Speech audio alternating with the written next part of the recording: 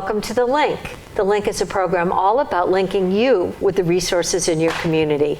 And I have a very exciting guest today that I know a lot of you know, and a lot of you have heard the music that he plays along with other musicians from the Bristol Old Time Fiddlers, Gerry Lagace. Thank you so much for being here today. Thank you. My goodness. Tell me, because we always know when we see you perform, and we have viewers who always call Nutmeg TV and say, when are you going to play more of the Old Time Fiddlers? And we do. But we never heard the early story, Gerry, of what was the brainchild? When did you decide that you wanted to get together with other musicians and form a group? Well, that's the part of the Old Fiddlers Club of Rhode Island. Okay. I was learning how to fiddle from this gentleman in Manchester. His name was Ray Strickland, and he belonged to the club. But at the same time, I was led to, if you want to learn something, go see this gentleman, and I did. You did. I had a reel-to-reel deck. Yeah. And he put practice tapes on it. Oh, and you'd go home? I'd go home, and in 2 weeks I'd go back, and then all of a sudden, he says, "Well, you're doing okay, but we got to practice a little bit. You got to practice a little more, Was there already a club? Was there already a fiddler club? In Rhode Island. In Rhode Island, but nothing in Connecticut. No, nothing in Connecticut, no. All right, and we're joined here by a fiddle that belongs to Gerry now, but belonged to a much beloved member of the group. Her name was Shar Hoppy. Yes. And so it's on a stand here with us. It's like we're having Shar right here with us, isn't it? That's it, right. And so you took lessons, and then you came up with the idea of, let me start a chapter here in Connecticut? Well, the thing of it is, it had to be, how should I say it? I had to be voted as a member of the Old Fiddlers Club of Rhode Island. That's to begin with. Okay. Okay. Now, from there, I was in Bristol, and most of their concerts was in Rhode Island. Right. So now that's an hour and a half drive. We all know that. And anyways, so when it came to, then I met a friend, Norm Roberge from Manchester. He played the accordion, so I pick him up because he's in East Hartford. Oh, okay. And then I go to his house, and he'd drive the rest of the way, and then I go back and forth, okay? So you performed with Rhode Island? Yes. For a long time? Well, about 2 years, 2.5 years. And then one day I says, Norm, I said, we got to travel an hour and a half. Supposing we start our own club. Right. He says, gee, yeah, that sounds like a good idea. So we had enough musicians in the Bristol area to catch them and talk to them. And then all of a sudden, they were interested. And on December 10th of 1972, there were 13 of us. And we started the Bristol Old Time Fiddlers, as the Connecticut Bristol Old Time Fiddlers. Which we should tell the audience, you are celebrating your Golden Jubilee. And this is 50 years of Bristol Old Time Fiddlers. That's correct. And Gerry, you have led the charge for 50 years. Little did you know then, probably, how long of a span this club would go and how many members you would have. Right. So you started with 13, and people would find out about the group and say, hey, would you play here or play there? Right. Yeah. And well, all part of Connecticut. And it was not only Bristol that they belonged to. They, all the towns around the area, the people that wanted to join had to come to Bristol. And that's where your rehearsals would be? Yes. Would you have a weekly rehearsal? Mostly monthly. Monthly? Yes. Okay. Then we have concerts too, so these people work too, so you had to consider that. You had to consider that. Yeah. And I know that for the folks at home who've seen the Bristol Old Time Fiddlers, we've seen you in the parade, we've seen you at the fair, we've seen you on TV, on Nutmeg TV, and I think that the thing that I hear the most from the viewers, or the toe tappers as I see them at the fair. The cloggings, yeah. Yeah, is how the music makes you feel. That's great. So who picks the music? Who picked what you would play? Well, we had a book, a write-up of tunes. Mm-hmm. And so, after about 200 tunes, we can have a choice of doing what we want to do and so forth and so on. So we just did everything according to, well, we choose it. Let's do this one now. And they say, well, let's do the other one, So back and forth. So when you lead a group like that, and the group continues to grow, you went from 13 members to, and I've got 3 albums here in front of me. The first one was the Old Time Fiddlers Club, and I know at home you can't see this too well, but you can see the amount of members that we have here. Do you remember 1979, Gerry? How many members do you think were here, roughly, maybe? Well, there was about like 40. Okay, so we've got everything from accordions, we've got a couple of guitarists, yes. We have the stringed instruments, of course, and whose idea was it to say, okay, now we've got 40 members, let's put out an album? Right. That's what we decided to do, because people say, hey, where do we get your music? So, yes. Hey, the board of directors got together and he says, hey, we'll make our own albums and so on and so forth. And we got information on how to do that. And we rented a studio so that we can play our tunes and everything else. And so it continued. Now, for those of you who have either been a member of a club or have been the chairperson, the leader of the club, you know how difficult it can be. That's correct. Not only do you have to, and I'm going to show the other albums in a minute, not only do you have to worry about where are we going to perform, people calling you and say, I want to be a member. Yep. Did you ever have to turn anyone away? Did you have bylaws? Then you have to say, well, gee, now we need a board of directors. Right. And a board of directors helps a club because it doesn't all fall on you. Right. Membership, maybe committees, did you have?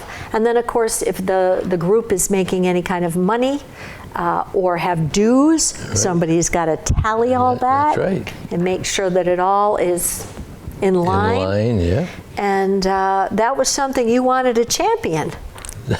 Yeah, sure. Did. And MC. That's right. Because those of you who haven't, if you haven't seen Old Time Fiddlers, and I know most of you have, Gerry has a sense of humor that is delightful, and many times he's a great MC. You are. Oh, thank you. And you stand up and tell a joke or introduce someone. Sure. And it's a delight to watch. So did you find that your board of directors really helped you to develop the group further? Well, yeah. Well, they each had ideas, and the best of the ideas was produced. Yeah. And the ones that weren't so good just kind of fell by the wayside. Right. What did you learn through this process that you could share with somebody who's starting a group or wants to start a group, or clubs that are having difficulty getting members? Times have changed some. That's right, they have changed. A lot of volunteer organizations are having difficulty getting people who want to participate. And it's every club that happens to. Yeah. What would your advice be to someone who wants to start a club? You have to love what you're doing, huh? That's exactly right. That's the top of the line. Because if you don't, it's no fun. It's no fun. No, Yeah. it's no fun.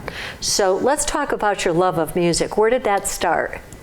Well, I had uncles and that played the violin and the guitar, and it was like a social thing because the families got together, you know, like on a Saturday night or something like that. I says, geez, I says, that sounds good, you know. And so that's how it really started too, you know.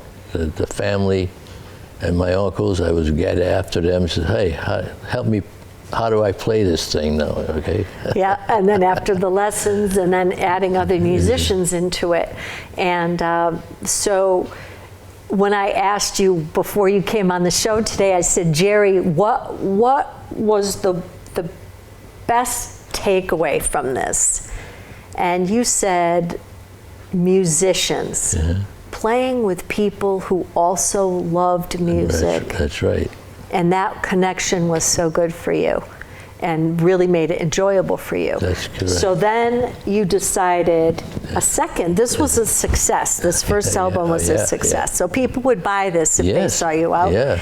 And on the back, there's 12 songs on here. And the idea to start a Fiddlers Club and kind of a little bit of history. And then we go to, I think this is the second album, 1980, so just a year later, you put out a second album, and there's probably another 12 songs on here. Yes. And they list all the members in the group. Yeah. And are there any original members along with you, Gerry, from when you started? Yeah, my sister Sue Willette. I didn't know that was your sister. Sue's your sister? Sue Willette, yeah. Okay. Yeah, that's the remainder of the 13. Okay. Her and I. Her and we're going to show this album, and then I want to talk a little bit about Shar. So this one came out in 1986, and this is the third album. To keep your foot a-stompin', as Gerry would say. Yep. And you know, when you look at the back of this group here, everybody's got a suit and tie and posed just right. And the Connecticut Bristol Old Time Fiddlers have certainly made their mark. And I wonder if Rhode Island looked over and said, well, look at him over there with 3 albums, which is terrific. Well, they're strange. They never started no recordings. And that's so important. I know. And let's talk about that a minute, because in New York State, there's a museum. Yep. And it's Old Time Fiddlers Museum. Right. New York, yeah. Yep. And one of the Bristol Old Time Fiddler members, who was, how long was Shar a member of the group? Well, ever since it started in '72.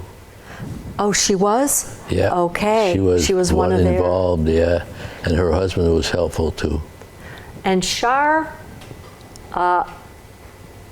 I always say Hopi. Oh, Hoppy. Hoppy. Shar Hoppy was a veteran. Yep. And Shar was vice president. Yes. And so she kind of stood by through board decisions and this decision and that decision about what to do with the group. And so many of you remember Shar would always sit, well, not always, but she would kind of sit on the right-hand side there. And she owned horses. Yep. And she was a veteran and served our country, and was a big help to the Bristol Old Time Fiddlers. Very influential. And so all that was put together, and all of that was sent to New York. That's right. And I think we're waiting to hear now whether or not Shar will indeed be inducted. That's correct. Into that. Yeah, there's no news yet about the the final of who is going to be elected or selected, I should say. So when you look back at the 50 years, because here we are talking about the Jubilee And we'll get into the city of Bristol in a minute, but when you look at the 50 years and you say all that spanned that time and all the enjoyment, all the friends that you made along the way, and people that you inspired, did you have people that joined the club and became a better musician as a result of that? Oh yes, that's what we were looking at, results and them helping us and showing that they were really interested in learning. And so that's really hit the spot. Because you know, Gerry, what I remember, and you don't always see this with a leader of a group. You would call someone up. You would say, okay, we're going to hear from this member right now who's going to play their guitar and they're going to sing. Or Dottie, she's going to come up and she's going to yodel. Yes, yes. And everybody that was in the group, if they wanted to, because maybe some people didn't want to, were able to kind of showcase their talent. Right. Was that important to you as a leader? Well, yes, because that shows that they're doing their thing and helping out. Sure. There was one man who wrote a couple of songs who I remember was from New Britain, and he got up and he was a member and showcased his work, and I think that members kind of liked that. Yeah. And the other members supported them. Sure. Oh, you could see that if he would say, okay, I'm going to start this song in the key of D. And I would see on the guitar, because I play the guitar, I would see everybody kind of go to the key of D. And they would wait, and then they would start in the background and kind of fill in. Yeah. What were some of the challenges, Gerry? Jeez, too many. And this is where we maybe shouldn't talk about. Were there challenges along the road of 50 years to say, okay, maybe we need to shift gears over here, or maybe we need to shift over here to kind of make things work better? Yeah, I don't know how to answer that, but that was a smart answer, Gerry. We don't answer that, but maybe just to say that you have to shift. That's right. You have to adjust. Adjust. That's it. That's the word. You have to adjust, and I think that organizations that do that are successful. And you've been so successful enough that the city of Bristol did what recently? Well, proclaimed that they awarded us the support for the town of Bristol or city of Bristol. So there's a proclamation that we're going to show, and it was given by the mayor. Yes. And it was to be presented for 50 years because, as the mayor of Bristol said, you don't see organizations that are so successful, and that's a true testament to you, Gerry. And I know you're the kind of guy who doesn't like to take the front. You like to take the front and center stage to be the MC. But when the light is shining on Gerry, he always moves to the back and says, "No, it's the other people." But really, you led this charge and made a lot of people very, very happy by being able to listen to the music. And we've gone through a pandemic. Yes, yes. And the pandemic changed some things for the Bristol Old Time Fiddlers. How? Well, we were not playing as much as we would have liked to, because everybody's got that. Says, well, I don't want to get caught in that stuff, you know. No. So your own membership, because you have to sit fairly close together. A, B, the venue aren't having. People aren't, the fair, they didn't have the fair, they didn't have anything, so you couldn't even go play. Although a lot of your concerts are outdoors, it still presented a problem.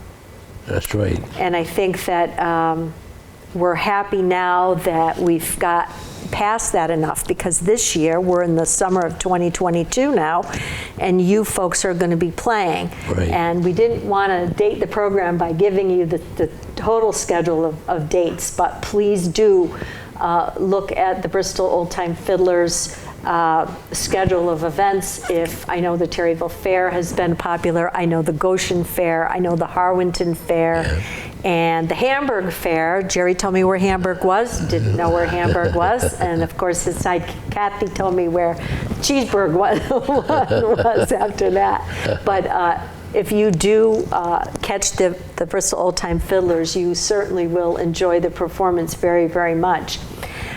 Looking forward, what do you see for the club?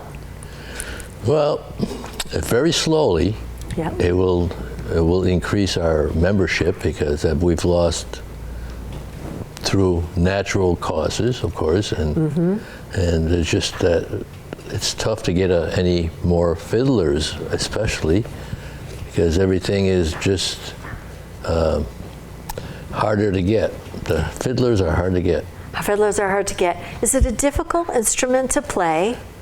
Oh, sure, Okay. because there's no frets. Right, So right. it's a matter of just, locating your fingers at the right places and the key. Well, key D, key A, G, Knowing C. where that is. There that is, yeah. And then the bow. Oh yes, and with a little rosin in it though.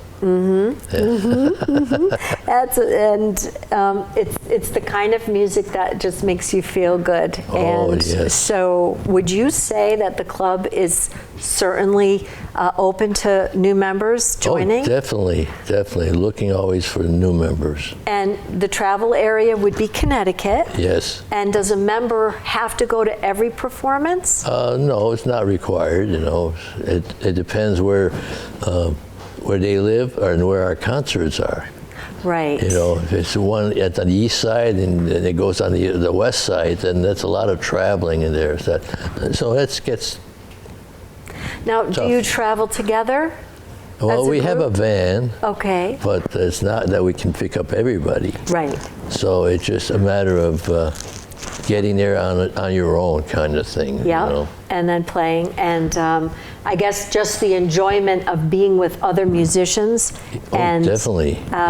learning from them and making some new friends. Yeah. So I would say that the Bristol Old Time Fiddlers is on a trajectory to continue moving forward. Sure. And looking forward to seeing the folks that enjoy your music at the fairs and this summer and this fall. Oh, yeah. And is there anything that you'd like to leave our viewers with today, Gerry? Well, not seeing those who helped make the club. Now they are in another world. They're in another world, and that's true about life. Yeah. And so those that helped make the club, though they may be in another world, Right. are still very much with us today in our hearts and our minds. That's right. Because those are the people that continue to make the music what it is. That's right. And that has been so healing for all of us. And there are new ones Oh, yeah. where there's a place for That's right. in order to play. That's right. And so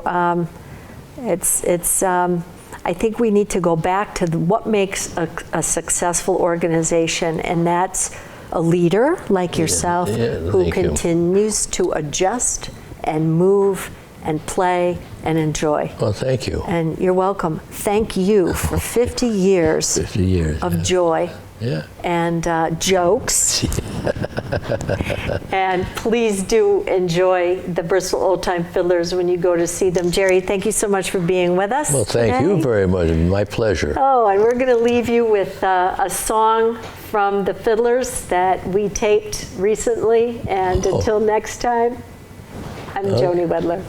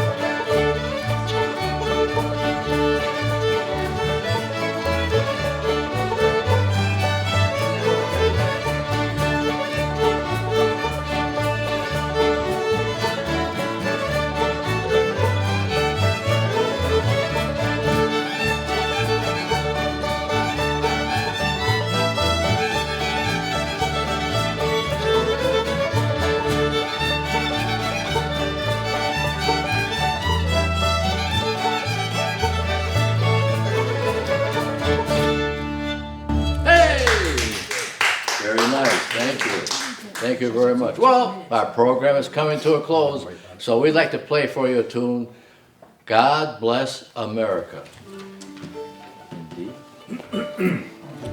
After two. D. 1, 2.